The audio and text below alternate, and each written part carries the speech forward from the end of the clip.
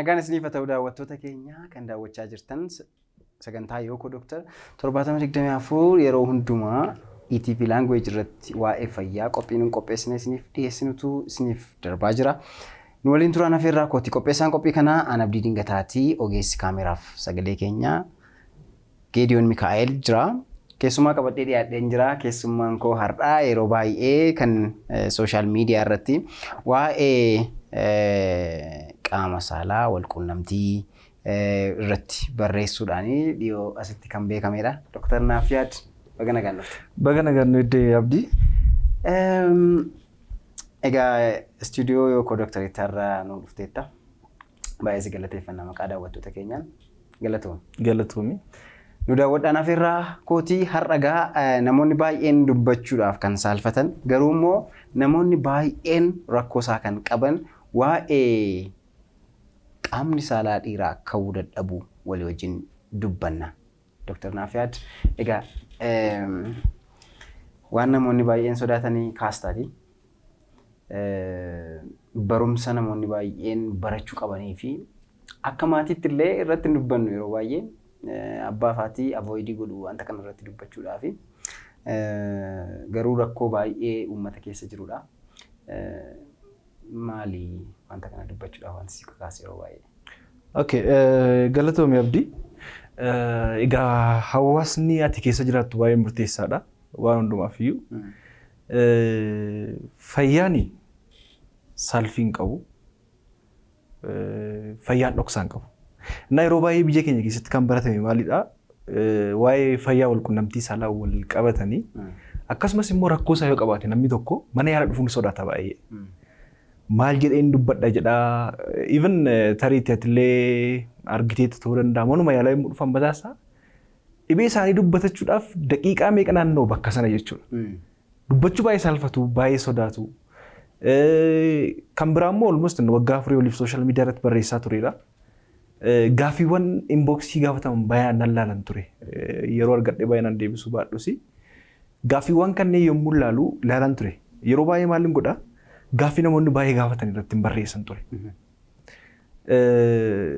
Dhumarratti baay'inaan yommuu laalu gaaffiin gaafataman baay'een isaanii gaaffii fayyaa wal quunnamtii saalaa wajjin wal qabatan hedduu isaanii.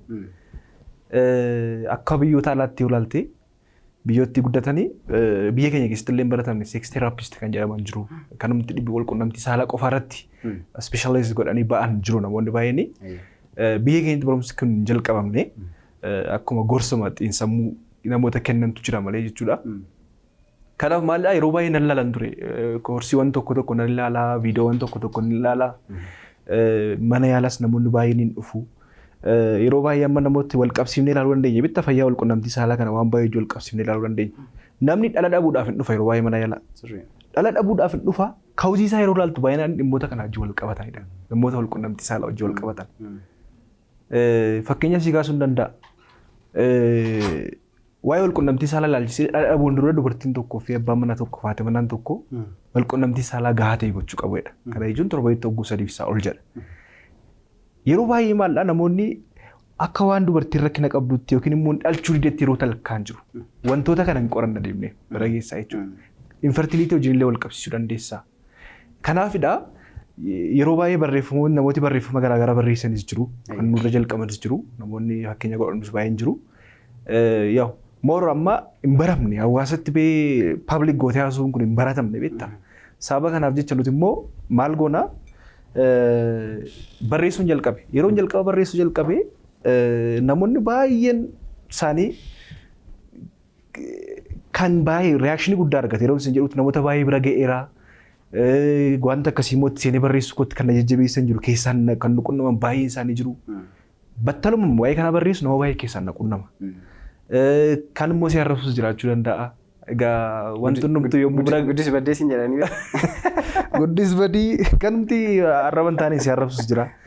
Kanumti immoo ordofaan ture arraban taanee si arrabse yeroo dheeraa booda immoo deebi'ee rakkoomti sun isa mudatee si gaafatus jira. Kanaaf maaliin jedha yeroo baay'ee screenshot godhaa kaadhaa siin fayyada. Wanti numtu gaafa bira geessan siniif gala yeroo jedhu jira. Maaliif wanti kun fayyaadha. Psychologically fayyaa sammuu keenya irratti effectii qaba. Fayyaa qaama keenya irratti effectii qaba. Fayyaa dinagdee irratti effectii qaba baay'ee. Social health irratti effectii qaba. rakkoonni gaa'ela keessatti waliigaltee dhabuu yookiin immoo waliigaltee dhabuurraan dhibeen garaagaraa si mudachuu danda'a. Kanarraan kan kee kan barreessan jechuun barbaadeen gabaabaadhumatti maaliif barreessita kan jedhuuf deebiin koo kana jechuudha. Galatoom. Egaa anis fiiliin godha. Ergi yookoo jalqabneeti yookoon waan telemedisinii jalqabnee turre bilbilaan gaaffiiwwan dhufan baay'een isaanii gaaffii wal quunnamtii saalaa wajjin wal qabatanidha. Qaamaan waliin argitu waan ta'eef bilbilaan waan ta'eef rakkoo kana sitti himachuu barbaadanii sitti himatu argineerra jechuudha. Rakkoon kun hammam akka baay'atu akkasumas immoo karaa sooshaal miidiyaa keenyaas gaaffiiwwan dhufan baay'eetu jiru. Kanaaf egaa nuti si jajjabeessina itti fufi dandeenyaan immoo seeks teeraapii speeshaalitii isaa sab speeshaalitii isaatu barattee uummata keenya tajaajilte baay'ee guddaa ni feena jechuudha. Baay'ee galatoom. Egaa har'a kan nuyi irratti xiyyeeffannu qaamni saalaa dhiiraa ka'uu dadhabuu kan jedhu irratti xiyyeeffanna. Dhiyeenya kanaati immoo qaamni saalaa dhiiraa hin cabaa jette ka'uu dhiisuu isaa wayyaa cabuu isaa irraa kan sin jiran jiru. Mee qaamni saalaa dhiiraa ka'uu dadhabuu jechuun maal jechuudha? Egaa qaamni saalaa dhiiraa jalqaba irratti wantoota ilaalu jira. Cheeniitu jira. Yeroo baay'ee miira keessa yommuu galu qaamni saalaa dhiiraa kamiyyuu ni ka'a waan saalfii hin qabnedha kuni. Qaamni saalaa kun ka'uudhaaf cheenii qaba tokko sammuu keenya hormoonii maslii yookiin immoo maashaa ujummoo dhiigaa narvii kanneen shan jaan of keessatti qabata jechuudha. Rakkinni bakka kana yoo jiraatedha kan qaamni saalaa ka'uu dhiisuu danda'u. Namni kamiyyuu yeroo takka baay'ee sababa garaagaraa kan ka'e rakkoon akkasii nama noormaalii kamiyyuu mudata. Rakkoo garaagaraa kan ka'e namni yeroo hundumaa ka'e jechuun dandeessu. Yeroo baay'ee qaamni saalaa dhiiraa yeroo halkan yeroo rafan yeroo 3 hanga 4 olillee daqiiqaa 20 hanga 30 hin ka'a kan jedhu jira. Kuni fiizooloojikalidha. Morning grace jedhama afaan Ingiliffaa yoo ilaalte morning grace wantoonni jedhaman jiru wantoonni akkasii jiru. Akkasumas immoo yeroo namni tokko miira keessa galutti qaamni saalaa dhiiraa ni ka'a. Yoo ilaallu qaamni saalaa dhiiraa ka'uudhaa fi waa'ee kanaa dubbachuun duratti qaamni saalaa akka ka'u maaltu garagara haal dureewwan kanneen baruu qabna. Haal dureewwan kana erga barree booda rakkoo sana keessatti of ilaalla jechuudha namni keenya. Qaamni saalaa ka'uu dhiisuu jechuun qaamni saalaa dhiiraa tokko ka'uu dadhabuu yookiin immoo akkuma keenya kufuu ta'uu danda'a. Wal quunnamtii saalaa saasfaayiid yookiin immoo itti gammaduu dhiisuu ta'uu danda'a. Kanaan wal qabata. Fakkeenyaaf maalidhaa dhiigni onnee irraa maddu jira.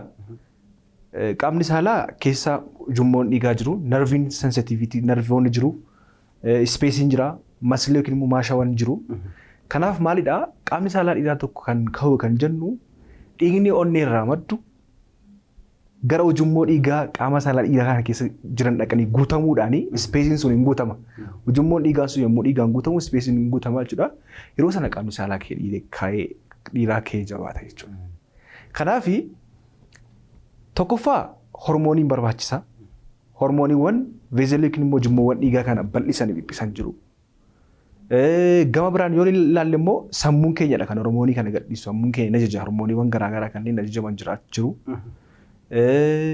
Gama biraan yoo ilaalle immoo rakkoowwan maashaas jiraachuu danda'u. Narviin sensitiviitii fakkeenya namni tokko miira hin qabu taanaan ittiin ergamu jechuudha. Fakkeenyaaf sammuun keenya ajajaa saboota haal dureewwan sammuun keenya akkaataan itti ajaju waa'een keenya beekna gama fayyaatti yoo ilaalle yeroo isaa dubbachuu hin danda'u. Kanaaf kan irratti xiyyeeffataa jechuudha. Gabaabatti qaamni saalaa dhiiraa tokko ka'uuf haal dureewwan kanneen barbaachisa. Namni tokko booda ka'uusii isaatti dhufnee ilaalla maal akka ta'u ilaaluu dandeenya. Rakkinni maashaa, rakkina ujummoo dhiigaa, rakkina dhiigaa ta'uu danda'a, rakkina hormoonii ta'uu danda'a, rakkina sammuu ta'uu danda'a. Kanneen kunniin walitti dhufuudhaan qaamni saalaa dhiiraa kan kaane gochuu danda'u jechuudha. Kanaaf qaamni saalaa dhiiraa ka'uu jechuun kanaadha. Kanaafuu haal dureewwan sun yookaan guutamuu dhabuudhaan qaamni saalaa dhiiraa jabaatee ka'uu dadhabuun erectile dysfunction yookaan immoo qaamni saalaa dhiiraa ka'uu dadhabu jennee hiikuu dandeenya jechuudha. Mee qaamni saalaa dhiiraa ka'uu diduudhaaf ka'umsi maal jennee waamuu dandeenya? Okay, ka'umsi bakka lamatti qoonnee ilaaluu dandeenya. Physical and emotional yookiin immoo physical and psychological kan jennu jechuudha. Rakkoo fiizikaalii rakkoo qaama sammuu irra ga'ee, rakkoo onnee irra ga'ee, rakkoo ujummoo dhiigaa irra ga'ee, rakkoo narvii irra ga'ee, rakkoo maashaa irra ga'ee fi yookiin immoo rakkoo saayikooloojikaalii yookiin immoo xiinsammuu wal qabate jennee qoonnee ilaaluu dandeenya. Kanneen keessaa muraasa yoo ilaalle tokkoffaatti qaamni saalaa dhiiraa ka'uu kan jedhu istireesii, imooshinaal istirees kan jennu jechuudha, dhiphina. Namni tokko yeroo dhiphatutti hormooniin qaama isaa keessa jiru jeeqama baay'ee. Hormooniin sun immoo haala raabsamuu dhiigaa irratti ujummoo dhiigaa irratti effektii guddaa uumuu danda'u. Sirna nervii keenya irratti effektii guddaa uumuu danda'u, dhiibbaa guddaa uumuu danda'u jechuudha. Kanaaf namni tokko yeroo dhiphatutti hormooniin sammuu keenya irraa gadhiifamu akka jeeqamu godha. Baay'ee dhiphinni gama biraatiin istireesii infertilitii yookiin dhala dhabuuf illee nama saaxiluu danda'a kallattii kanarraa kan ka'e jechuudha. Kanaaf istireesii hirriba dhabuu ta'uu danda'a. Rakkoo waliigaltee ta'uu danda'a. Fakkeenyaaf amma maatiin abbaa manaa fi haati manaa tokko waliin galan taanaan satisfaayin taatu taanaan abbaan manaa tokko yeroo baay'ee jeequmsi mana keessa jira taanaan sammuun isaa kanaan pireekoppaayir ta'eera waan ta'eef yeroo sanatti ka'uu dhiisuu danda'a jechuudha. Galee kana wal qabachuu danda'a. Kan biraa immoo rakkoowwan nervii wal qabatan jira ta'uu danda'a. Fakkeenyaaf amma namni tokko miidhaan mudhii isaa gadirra gaheenyaa yookiin immoo spinal cord injury kan jennu jechuudha. Miidhamee jennaanis ta'uu danda'a. Maaliif nervoonni mudhii keenya gadii baay'inaan achirraa ka'u rakkoowwan tiraawomaan garaagaraa balaan garaagaraa yoo argee qaama isaanii irratti miidhaan yoo argee penile fracture kan jenne kanallee yoo ta'e kanneen fa'aa rakkina kanaaf sababa ta'uu danda'udha. Gama biraa yoo ilaalle rakkoowwan sammuu keenya miidhan wantoonni garaagaraa sammuu keenya miidhuu danda'u. Dhibeewwan garaagaraa kan sammuu keenya miidhan dhiphinni sammuu keenya miidhuu danda'a. Alkoolii baay'inaan dhuguun sammuu keenya miidhuu danda'a. Wantoonni kunniin illee hormooniin sammuun keenya hormoonii sana sirriitti akka hin gadhiifne gochuudhaan miidhaa akkasii geessisuu danda'a jechuudha. Gama biraa yoo ilaalle rakkoowwan ujummoo dhiigaa wal qabatan. Fakkeenyaaf sistimeera ujummoon dhiigaa qaawwa qaba, dhiigni achi keessa deema. Ujummoon dhiigaa diriiruuf dhifamuu danda'u qaba. Laastisiitii isaa kan jennu jechuudha. Wantoonni ujummoo dhiigaa karaa alaan haguugee jiru irratti dhiibbaa geessisan dhibeewwan ujummoo dhiigaa irraa dhiibbaa geessisan fakkeenyaaf atherosclerosis kan jennu dhibeewwan koolesterooliin baay'inaan dhiiga keessatti baay'achuu danda'a. Kanaaf ujummoo dhiigaa sana dhiphisaa deemu waan ta'eef rakkoowwan ujummoo dhiigaa dhiphisuu dhibeewwan rakkoo ujummoo dhiigaa dhiphisuu fidan kunniin illee dhiigni akka achi hin geenye gochuu danda'a. Wanta akkasii namoota baay'inaan dhibee sukkaaraa qaban namoota koolesterooliin qaama isaanii keessa baay'ee jiru namoota baay'ee ulfaatinni isaanii baay'ee olaanaa ta'e kana wajjin wal qabachiisuu ta'uu danda'a. Namoonni baay'een akkas keessatti of ilaalan gochaa jira jechuudha rakkoowwan kana. Gama biraa yoo ilaalte rakkoowwan hormoonii ta'uu danda'a. Hormooniin testosteroonii fa'aa irrachuu ta'uu danda'a. Hormooniiwwan kanneen biraallee inzaayimoonni garaagaraa naayitirik oksaayid jedhaman illee jiru. Sababa garaagaraan kan ka'e jeeqamuu danda'u. Kunillee rakkoo kanaaf nama saaxila jechuudha. Gama biraa yoo ilaalle dhibee onnee. Maal jenneerraa onneen dhiiga raabsiti. Amma dhiiga raabsamu sana amma dhiiga raabsamee naannoo qaama saalaa sanaa gahu jechuudha. Onneen tokko yoo dadhabde dhiiga raabsuu hin dandeessu. Onneen tokko yoo miidhamte dhiiga raabsuu hin dandeessu. Kunillee dhiibbaa namoonni rakkina akkasii qabanillee baay'inaan argaa jirra hospitaalatti. Gama biraa yoo dhibee sukkaaraa, dhiibbaa dhiigaa olaanaa, furdina yookiin immoo ulfaatina garmalees fudhachuu dandeenya. Tamboo baay'inaan aarsuullee effektii guddaa qaba baay'ee. Gama biraatiin immoo alkoolizim kan jennu yookiin immoo alkoolii baay'inaan dhuguun mataan isaallee namoonni alkoolii daldalan ta'an jiru baay'een isaanii alkoolii eksesiif alkooliin teekiin illee dhibbee kanaaf nama saaxiluu danda'a. Rakkoo hirribaa wajjin wal qabate hirriba dhabuu mataan isaallee. Keenyaaf namoonni hirriba hin qabne jiru hojiitti baay'ee biizii ta'an jiru. Stress kan jennu it can be emotional stress and physical stress jennee ilaaluu dandeenya yookiin immoo dhiphina sammuudhaa fi dhiphina hojiidhaan dhiphachuu ta'uu danda'a. Rakkoo waliigaltee akkuma jalqabasiif kaasuuf yaalii mana keessa waliigalteen jiru taanaan kanaallee ka'uu dhiisuu danda'a yookiin dhiirri tokko kanaan dura waan kolideef hin dhiphata taanaan sammuusaa wanta kanaan qabamee jira yookiin pireekoppaayir ta'ee jira taanaan baay'ee dhiphata sodaata yeroo sanatti immoo jeeqamuu danda'a jechuudha. Wantoonni kunniin rakkoowwan kanneeniif baay'inaan nama saaxiluu danda'u kan jedhudha. Saayikooloojikaal kaawus inni jenne sistemeera dhiphina garmalee ta'uu danda'a. Dibbirtii yookiin immoo mukuu, depression kanneen ta'uu danda'a.